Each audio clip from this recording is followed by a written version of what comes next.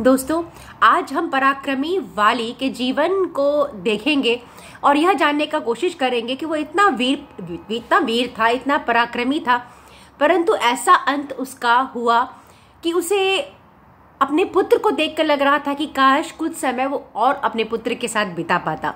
तो क्या चीज़ें थी, कैसी चीज़ें अनफोल्ड हुई, ये आज हम समझेंगे और इनके वाली के चरित्र से हम आज क्या देखते हैं और क्या सीख सकते हैं उसकी भी हम चर्चा करेंगे।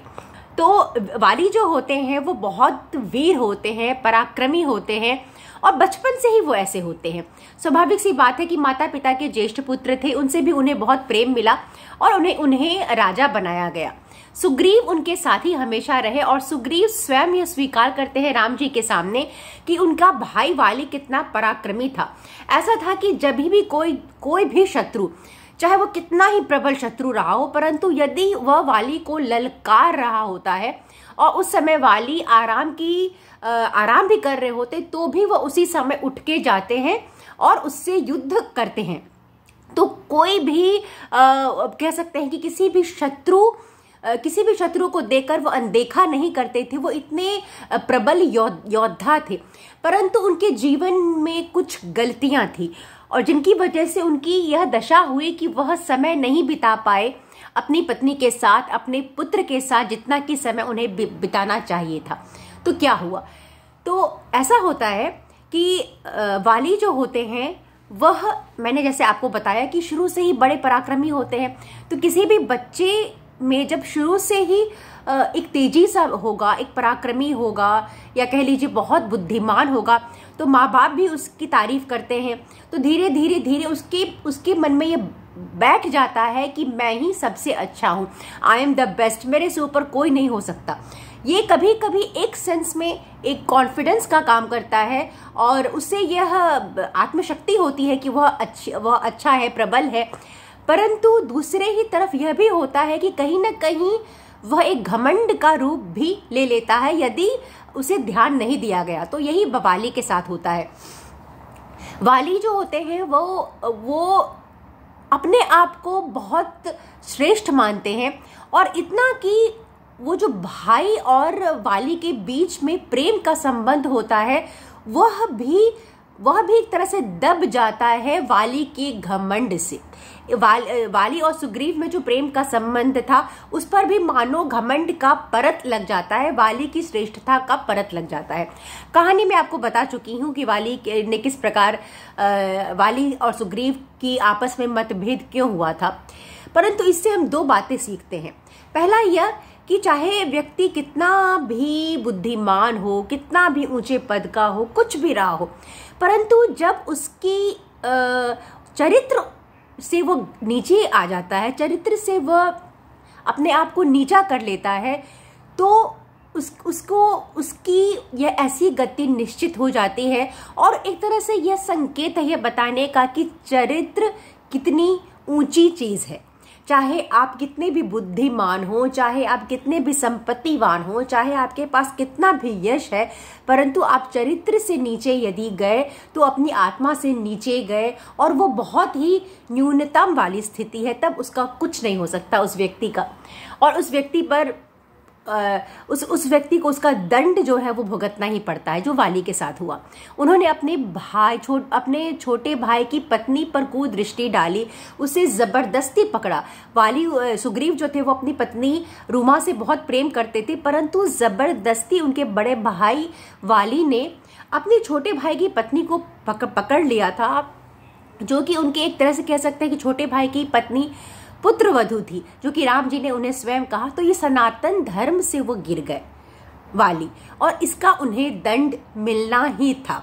और राम जी के हिसाब से ऐसे पापों का दंड वध ही होता है राजधर्म में। तो इसीलिए राम जी ने उन्हें बाण से मारा।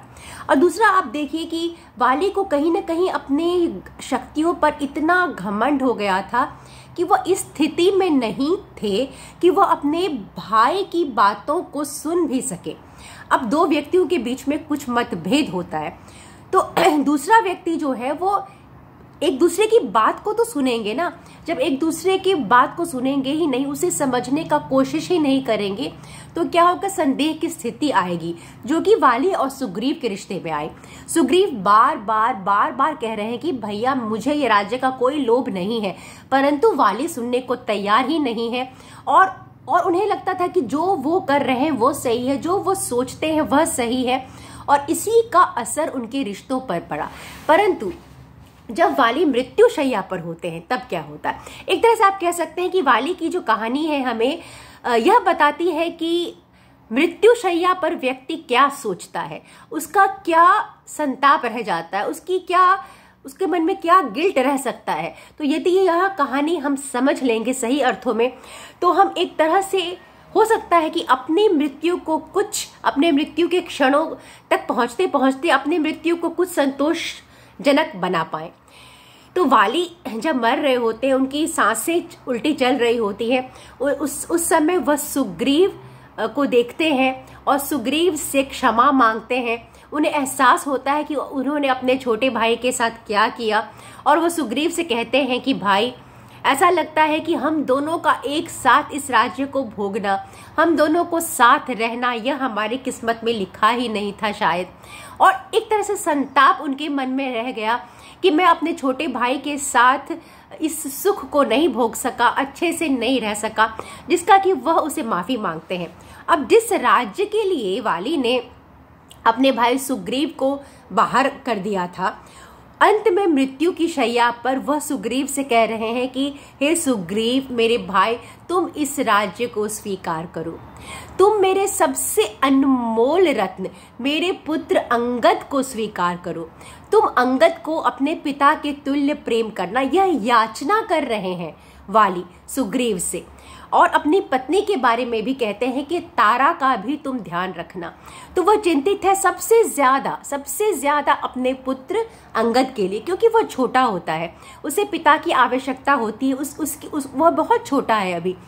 तो कहते हैं वाली की तुम सुग्रीव से कि तुम इस एक पिता बनकर, पिता समझकर अंगद की रक्षा करना, और अंगद को भी कहते हैं कि तुम इन्हें पिता मानना।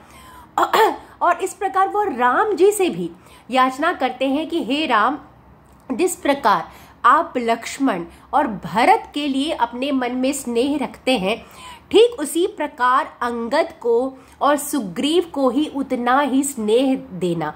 जिस तरह से आप अपने भाइयों को याद करते हैं, ठीक उसी तरह से हे राम, आप अंगद को और सुग्रीव को अपने मन में याद करिएगा, ठीक उसी स्नेह से। तो जाते जाते आप कह सकते हैं कि वाली ने एक तरह से सबके जीवन को एक तरह से सेट कर दिया। अपने पुत्र अंगद को सुग्रीव के हवाले कर दिया, और सुग्रीव को स्वयं उन्होंने राम जी के हवाले कर दिया। अर्थात अंगद और सुग्रीव दोनों को श्री रामचंद्र के हवाले कर दिया। और जाते हुए राम जी से यह भी कहा कि यह वो सुनिश्चित कर लें कि तारा के जीवन में दुख न हो उनके जाने के बाद। तो व्यक्ति जब मृत्यु शैया पर होता है कोई भी इंसान, तो सबसे ज्यादा चिंता उससे अपने सगे संबंधियों, अपने लोगों की होती है, अपनी संतान की होती है, अपनी पत्नी की होती है। और यही वाली के साथ हो रहा है। जिस राज्य के लिए उन्होंने इतना कुछ किया, वह राज्य उनके लिए अब कुछ भी नहीं है। वह स्वयं कर रहे हैं कि सुग्रीव से कि मैं अपना राज्य, अपना यश, अपनी संपत्ति सब कुछ छोड़ के जा रहा हूँ, केवल तुम अंगद का ध्यान रखना, केवल तुम ये तारा का ध्यान रखना। तो अंत में व्यक्ति वहीं पहुंचता है। और इसीलिए हम कह सकते हैं कि हम एक अंधी रेस में होते हैं, धन के लिए, चाहे ऐश्वर्य के लिए, संपत्ति के लिए। तो वाली की कहानी हमें यह बताती है कि आप जीवन में रुक कर देखो कि आप जब मृत्यु शैया पर होगे तो आपके लिए क्या क्या चीजें आपको याद आएंगी, क्या क्या चीजें आपको परेशान करेंगी। उन चीजों को आप, यदि आपने कोई गलती की है तो उससे सुधारो।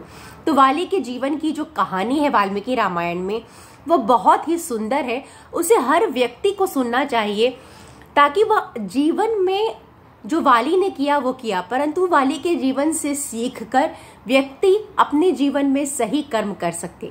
अब देखिए, भाई भाइयों के बीच में कितना कुछ हो रहा है। ऑलमोस्ट हर एक दूसरे घर में भाइयों का कहीं ना कहीं विवाद चलता है। कोर्ट में केसेस कितने पेंडिंग है संपत्ति को लेकर, या ऐसे भी आप देखिए। तो ये कथा यह कहती है कि ऐसा नहीं है कि भाई बहनों या भाइयों के आपसी बीच में प्रेम नहीं होता, परंतु वो प्रेम कहीं ना कहीं अहंकार में दब जाता है। प्रेम तो रहता ही है, ऐसा नहीं कि प्रेम नहीं होता, भावना नहीं होती, परंतु वह कब छिटता है। अब जैसे ये भाइयों का आपस में प्रेम है, यह प्रेम रहता है परंतु वो अहंकार से दबा रहता है।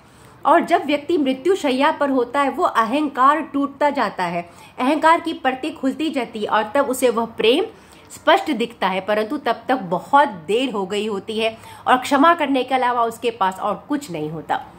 धन्यवाद।